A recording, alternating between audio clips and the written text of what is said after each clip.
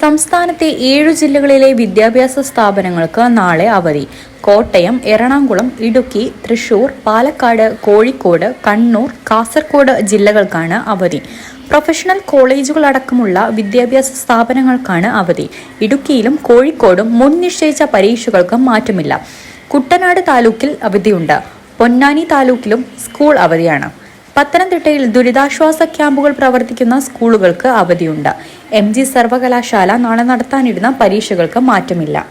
ഇതുപോലുള്ള മറ്റു വീഡിയോസ് ലഭിക്കുവാനായി എന്റെ ചാനൽ സബ്സ്ക്രൈബ് ചെയ്യുക. കൂടാതെ നോട്ടിഫിക്കേഷനു വേണ്ടി ബെൽ ഐക്കൺ കൂടി ഇനേബിൾ ചെയ്യേണ്ടതാണ്.